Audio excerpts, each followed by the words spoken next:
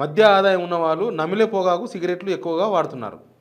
తెలంగాణలో మద్యం పొగాకు కోసం చేసే ఖర్చు దేశంలోని చాలా రాష్ట్రాల్లో కంటే ఎక్కువగా ఉంది.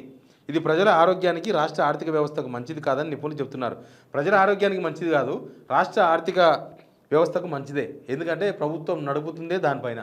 ప్రభుత్వానికి అన్ని ఇన్కమ్లు పడిపోయినాయి. ఇక ఎక్సైజ్ ఇన్కమ్ను పెంచుకునే ప్రయత్నాలు చేస్తున్నారు.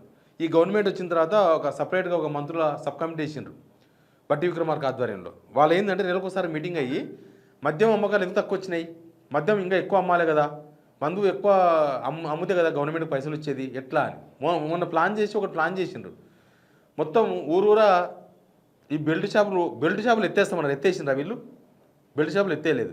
అవి ఉండంగా ఇంకా మనం ఛాయ్ తాగినట్లే ఓ పాండబా కాడ పోయి మన ఛాయ్ డబ్బులుగా ఊళ్ళో ఆడికి పోయి ఇట్లా నల్ల ఛాయ్ ఇప్పినట్టు నల్ల ఇప్పితే బీర్ వస్తుంది అనమాట.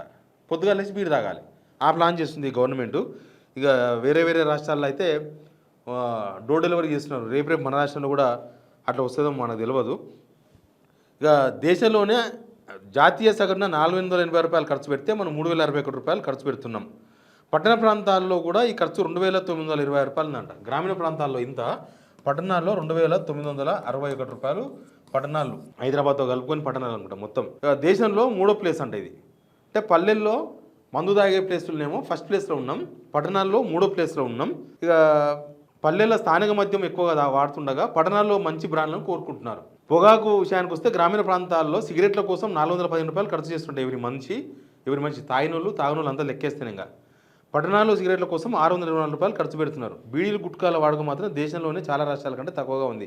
మన దగ్గర బీడీలు తాగే వాళ్ళంతా సిగరెట్కు కన్వర్ట్ అయ్యారు. గుట్కాలు అయితే చాలా వరకు కంట్రోల్ చేసినారు.